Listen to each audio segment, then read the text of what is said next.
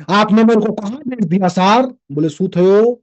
बोले सर आज तक यहाँ पे किसी ने जूते नहीं पहने। और दूसरे वाले ने वही लाइन बोला, सर आपने मुझे कहाँ भेज दिया सर, आज तक यहाँ पे किसी ने जूते नहीं पहने। दोनों में फर्क क्या था?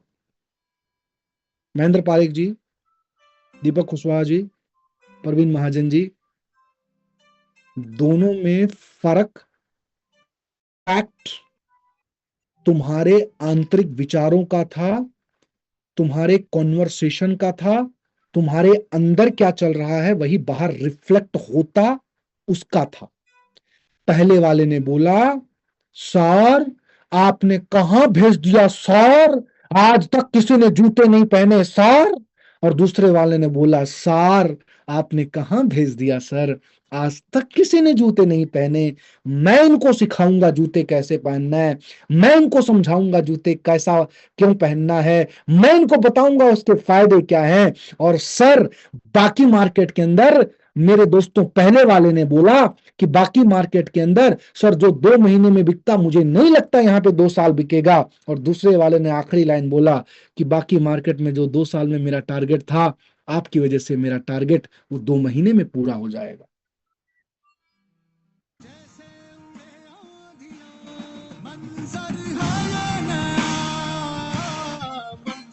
पता है तुम 15 दिन में कुछ मत याद रखो, खाली मेरा और मधु सर का जो कॉन्वर्सेशन था वो याद रख लेना, ये जो स्टोरी है ये याद रख लेना। और अभी मैं दीपक सर और हमारे कोहली साहब कुछ मैं बातें और करूंगा, ये याद रख लेना।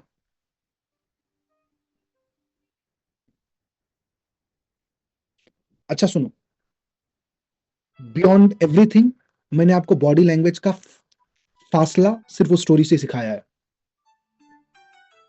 बॉडी लैंग्वेज, तुम बोलते हो ना कि सर पॉजिटिव एटीट्यूड के साथ क्यों बात करना है, क्यों क्या क्या फायदे हैं उसके।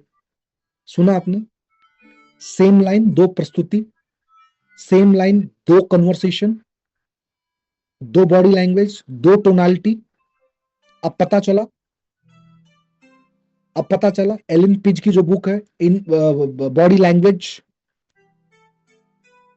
एनएलपी जो हमको सिखाता है मेरे दोस्तों, कि आपके शब्द सिर्फ 3% इंपैक्ट डालते हैं, आपका बॉडी लैंग्वेज 83% इंपैक्ट डालता है। अब पता चला क्यों? ये उसका एक लाइव एग्जांपल था। सब्जेक्ट चूंकि बॉडी लैंग्वेज नहीं है, सब्जेक्ट चूंकि एनएलपी नहीं है, इसलिए उतना डीप नहीं जा रहा हूं उसमें मैं, इसलिए उतना डीप नहीं जा रहा हूं उसमें मैं। Everybody, but wow, that was really mind blowing everyone, that was really mind blowing, that was really mind blowing. Sir हमारे यहां तो आज तक किसी ने कैंगन नहीं देखा है सर, लोग लेंगे क्या?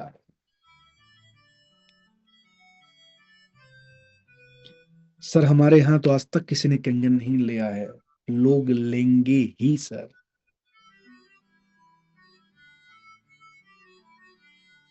अरे यहां पे तो किसी ने नाम सुना नहीं है सर, यहां पे तो किसी ने नाम सुना नहीं है। बधाई हो, कभी ना कभी कोई ना कोई पहली बार सुनाएगा, और वो मौका ईश्वर ने मुझे दिया है। वो मौका ईश्वर ने मुझे दिया है, उसके लिए परमात्मा ने मुझे चुना है। एशिया में किसी ने पहली बार चालू किया होगा, इंडिया में पहली बार किसी ने चालू किया होगा, आपके राज्य में पहली बार किसी ने चालू किया होगा, आपके डिस्ट्रिक्ट में किसी ने पहली बार चालू किया होगा, आपके गांव में किसी ने पहली बार चालू किया होगा। अरे इस दुनिया में भी किसी ने पहली बार ही चालू किया था। दीपक सर लोग मेरे से सवाल पूछते हैं, नागेश्वर सर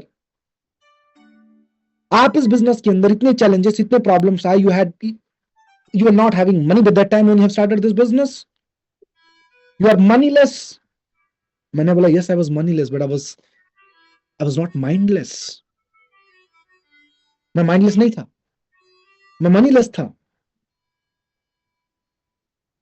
पैसे से मैं धनी नहीं था, लेकिन विचारों से तो मैं अमीर था ना सर। मैं यही करता हूं आज आपको, मैं पैसों से बाद में अमीर बनाता हूं, विचारों से पहले मैं अमीर बनाता हूं साहब।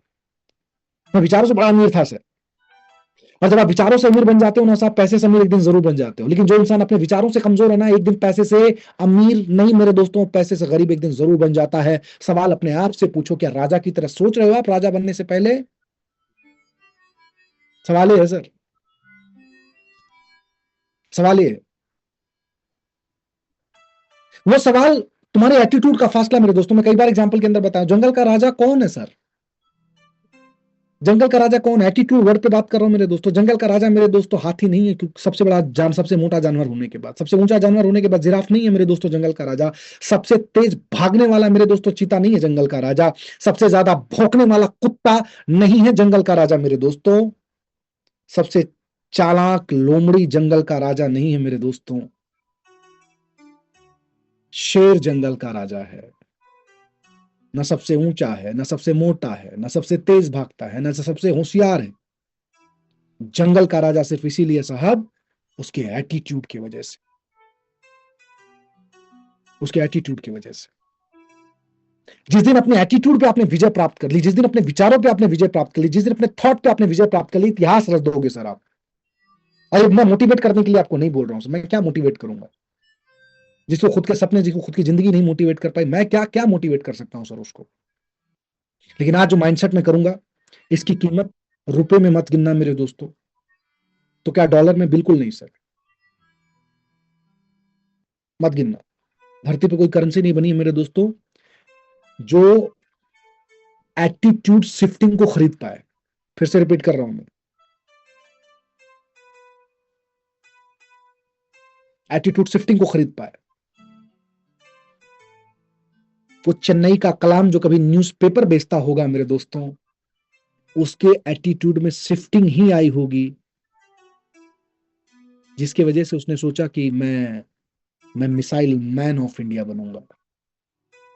उसके वो मिसाइल मैन के एटीट्यूड में ही शिफ्टिंग आई होगी कि मुझे लगता है कि मुझे राष्ट्रपति बन के इस देश की सेवा करनी चाहिए। वो एटीट्यूड में ही शिफ्टिंग आया होगा, कभी ना कभी आया होगा।